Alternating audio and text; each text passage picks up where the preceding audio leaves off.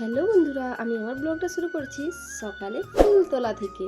তো বন্ধুরা, আমার সকালে যে সব কিছু কাজ হয়ে গেছে, একবারে স্নান টান করার পর তোমাদের সাথে ফুল তোলা থেকে তোমাদের ব্লগটি শেয়ার করছি। তো আমার নতুন একটা ব্লগে তোমাদেরকে জানাই অনেক অনেক স্বাগত আর ভালোবাসা। বড়দেরকে প্রণাম আর ছোটদেরকে অনেক অনেক ভালোবাসা। তো আমি ঝাড়গ্রাম জেলায় বসবাসকারী এক সাধারণ গৃহবধূ। আমি আমার সারাদিনের কাজকর্ম তোমাদের শেয়ার করে থাকি। যদি তোমাদের ভালো লেগে থাকে তো আমার চ্যানেলটা লাইক কমেন্ট করে একটু শেয়ার করে দিও আর সাবস্ক্রাইব করে দিও। তো দেখো বন্ধুরা, আমি সকাল সকাল প্রথমে ফুল তুলে নিচ্ছি।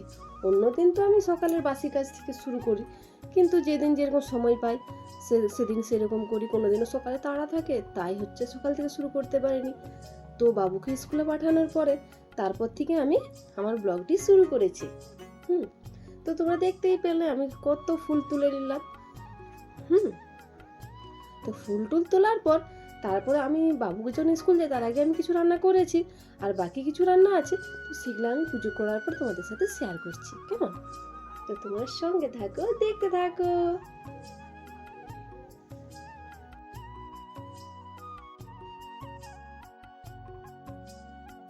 আর এই ফুলগুলো তো জানোই, এগুলো হচ্ছে ধুতরা ফুল। এটা ভোলে বাবার মাথায় দেই।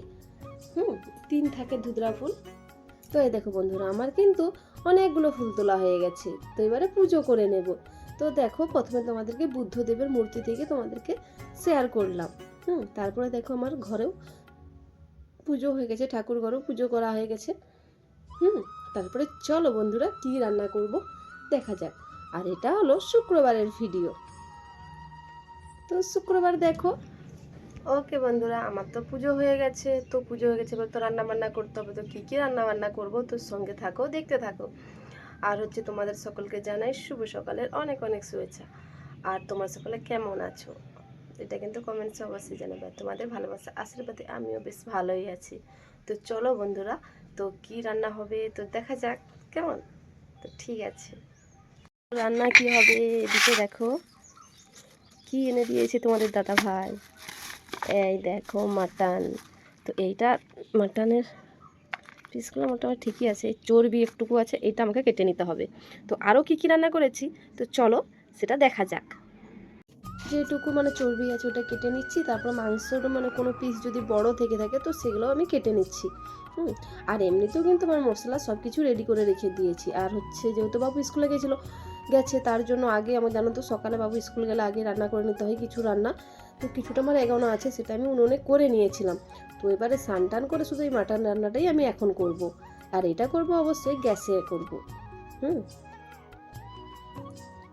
আর তোমরা কে কোথা থেকে আমার ভিডিওটা দেখো অবশ্যই কিন্তু কমেন্টসে জানাতে একদম ভুলবে না। আর তোমাদের এরকম সুন্দর সুন্দর কমেন্ট পেয়ে আমার কিন্তু খুবই ভালো লাগে, খুব ভালো লাগে, সত্যিকারের মন থেকে বলছি, খুব ভালো লাগে। তারপরে দেখো বন্ধুরা, আমি চলে এলাম মাটনটা ধুয়ে নিতে আগে। তারপরে রান্নাটা করে নেই। আর যেহেতু মশলা সব রেডি করাই আছে, চাপ নেই। এই দেখো বন্ধুরা, আমার কিন্তু সব মশলা রেডি করা আছে, আগে থেকে আমি সব গুছিয়ে রেখেছিলাম। তো খালি এটা রান্না করে নিলেই হবে। আর কি কি রান্না করেছি সেগুলোও তোমাদের সঙ্গে শেয়ার করছি। আর পেঁয়াজ অল্প কাটা আছে, তো আর একটু পেঁয়াজ কেটে নেব। তো কড়াই বসিয়ে দিয়েছি, আর কড়াইতে তেল দিয়ে দিচ্ছি। তো এর মধ্যে ফোড়ন দেব জিরে, তেজপাতা। জিরে দিয়ে দিলাম, আর হচ্ছে তেজপাতা। তারপর পেঁয়াজ কুচিটা দিয়ে দিলাম। তো এটা একটু ভাজা ভাজা হয়ে যায়। তো চলো বন্ধুরা, পেঁয়াজটা ভাজা হতে হতে তখন কেউ দেখে নেই আর কি কি রান্না আমি করেছি। এই দেখো বন্ধুরা, এটা হলো হিঁচড় দিয়ে রান্না হবে, ওই খাসির মাংস।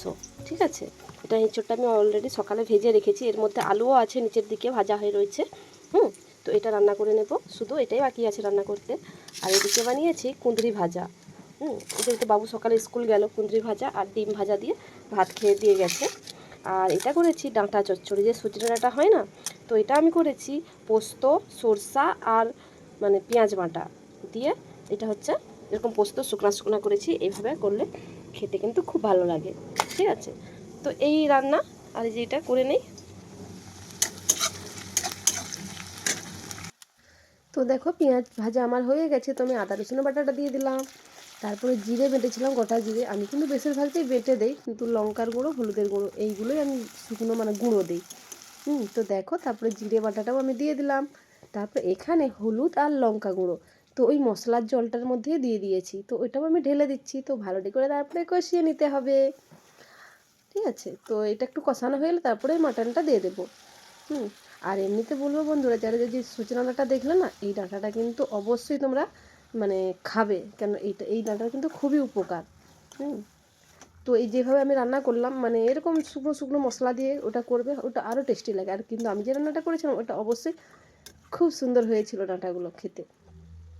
তো দেখো এটা কিছুটা জল বেরাবে, তার জন্য একটু বলি জলটা একটু কিছুটা শুকিয়ে যায়, আঁশ জলটা, তারপরে কিন্তু আমি মানে সেদ্ধর জন্য জল দিয়ে দেবো, কেমন। তো দেখো বন্ধুরা একটু জলটা শুকিয়ে গেছে একটু, তো তার জন্য আমি দিয়ে দিলাম মানে কষার জন্য, সেদ্ধ হওয়ার জন্য তো একটু জল দিয়ে দিলাম। তো এটা শুকনো হলে তারপরে ঝোলের জন্য জল দেবো। তো তারপরে দেখছিলাম বাইরের দিকে আসছিলাম, বাইরের ওয়েদারটা দেখো, তো মেঘলা ওয়েদার, বাতাস দিচ্ছে চারিদিক। আর এখানে আমার ভাগনা বাবু আর পাশের বাড়ির একটা ভাই হয়, তো ও খেলছে। আর আমাদের বাবু যেহেতু চলে গেছে স্কুলে, তো আমার ভাগনা যায়নি স্কুলে, তো ওরা খেলছে। আর বাইরের ওয়েদারটা কিন্তু বেশ ভালোও লাগছে, ঠান্ডা ঠান্ডা ওয়েদারটা, আর মেঘলা বাতাস দিচ্ছে। তো চলো বন্ধুরা বাদবাকি রান্নাটা দেখি। তো দেখো জলটা কিন্তু আমার অনেকটাই শুকিয়ে গেছে। তো এটা শুকিয়ে গেলে এবার মাটন বলছি সরি, মানে ওই যে গাছ কাঁঠাল যেটা বলে, গাছ পাঁঠা বলে, এঁচড় আর আলু দিয়ে, ওটা তো ভেজে রাখা রয়েছে আগে থেকেই। তো এটা দিয়ে আর একটু ভালো করে কষিয়ে নেব, কষিয়ে নেওয়ার পর তারপর কষানো হয়ে গেলে জল ঢেলে দেবো।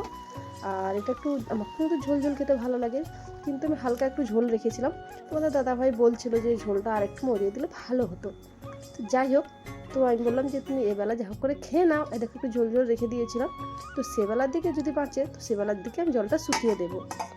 তো তারপরে চলো বন্ধুরা, যেহেতু শনিবার দিন আমাদের এখানে দেশে মায়ের পুজো, শীতলা মায়ের পুজো, তো তার জন্য আমাদের কালকে তো ভাত মানে পান্তা ভাত খেতে হবে। তো আজকেই রান্না করে নিতে হবে, আর সব তো রান্না করে রাখতে হবে। তো এদিকে দেখো রান্না বান্নার পরে যে কলমি শাক এনে দিয়েছে, কলমি শাক কেটে নেব। আর চারিদিক তো মেঘলা ওয়েদার, তার কলমি শাক কেটেও নিয়েছিলাম বন্ধুরা। তারপরে দেখো সন্ধ্যে 7টা বাজে, ওদিকে কিন্তু আমি ভাত বসিয়ে দিয়েছি, কারণ কালকে যেহেতু পান্তা ভাত খেতে হবে, তো তার জন্য ভাত তো মানে সেবেলা তো আমি কম করে নিয়েছিলাম, তো এবেলা আমি ভাত বসিয়ে দিয়েছি। আর এইবেলা যেহেতু ভাত বসিয়েছি, তো মানে রাতেও ভাত খেয়ে নেবো, আর কালকের জন্য পান্তা ভাতও রেখে দেবো। তো তার জন্য দেখো ভাতটা কিন্তু অনেকটাই চাল নিয়ে নেওয়া হয়েছে, হাঁড়িটা কিন্তু খুব একটা বড় না। তো দেখো চালটা কেমন মানে ভাতটা কতটা ফুলে উঠছে। তো তারপরে দেখো ভাতটা কিন্তু আমার হয়ে গেছে, তো আমি ভাতের ফ্যানটা গড়িয়ে নিই। তারপরে কিন্তু আমি রান্না করব কি বলো তো, মানে শাক ভাজা করব, তারপরে আলু ভাজা করব। আর উনুনটা ঝিপিয়ে গেছিলো, দেখো কত ধোঁয়া হচ্ছিলো। তারপরে দেখো ভাত বানানোর পরে যে কারণ রাতে মানে সেবেলা যে খাসির মাংসের ঝোল ঝোল ছিল সেটা একটু শুকিয়ে নিলাম। তারপর এদিকে দেখো শুকানো মানে জলটা শুকিয়ে নিতে একটু মানে কষা কষা টাইপের করে নিলাম। আর এদিকে কড়াই বসিয়ে দিয়েছি, কারণ আলু ভাজা করব। আর একটু ভাতে আলু দিয়েছিলাম, এটা রাতে খাবার জন্য, ঠিক আছে। তো লঙ্কা তেল পেঁয়াজ একটু ভেজে নিলাম আলু চটকানোর জন্য। আর কারেন্টটা বারবার যাচ্ছে, ওই জন্য দেখো এখানে টর্চ লাইটে জ্বালিয়ে দিয়েছি। এইভাবেই কষ্ট করে রান্নাটা করে নিচ্ছি। আর বাইরে ঠান্ডা ঠান্ডা মানে বাতাস দিচ্ছে, আর ওখানে উনুনে আজকে যেহেতু রান্না করেছি না রাতের বেলায়, রাতে তো উনুনে বেশি করি না, রাতে আমি গ্যাসেই রান্না করি, যেহেতু ভাত টাত করতে হবে আর অনেকটা রান্না করতে হবে, তার জন্য ভালো না উনুনেই করি দিই। ঠান্ডা ঠান্ডা ওয়েদার উনুনে বসে রান্না করতে খুবই ভালো লাগবে। তো তারপরে দেখো আমার আলুর জন্য পেঁয়াজ লঙ্কা তেল ভাজা হয়ে গেছে, তো আমি আলু ভাজা করে নেব। আলু ভাজাটা অবশ্যই কালকের জন্য, মানে শনিবার দিন খাওয়ার জন্য।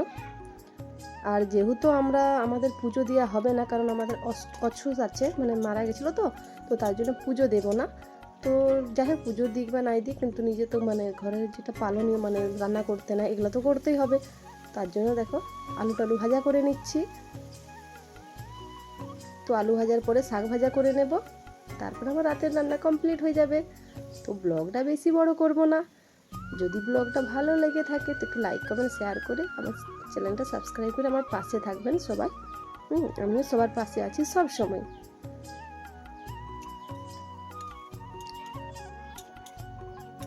তো আমি তো এদিকে রান্না করছিলাম, তো ওদিকে বাবু কিন্তু পড়তে বসছিল। আর হচ্ছে ওর তো মা যেদিকে রান্না করছে, তো মায়ের দিকে বারবার আসছে, আমি বারবার বলছি বাবু তুমি পড়া করে নেবে যাও দিয়ে ও পড়ছে মোটামুটি। আর এদিকে আমি কাজগুলো সেরে নিচ্ছি।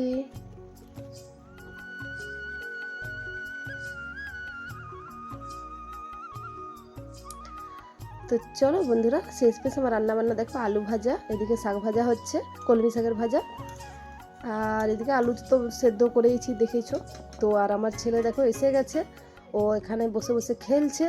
ঠিক আছে, তো ঠিক আছে বন্ধুরা, কালকে একটা নতুন একটা ব্লগে তোমাদের সাথে আবারও দেখা হচ্ছে। তোমরা তো তখন ভালো থেকো, সুস্থ থেকো, আর অল টাইম হাসি খুশি থেকো, আর সবাই সবার পাশে থেকো অবশ্যই।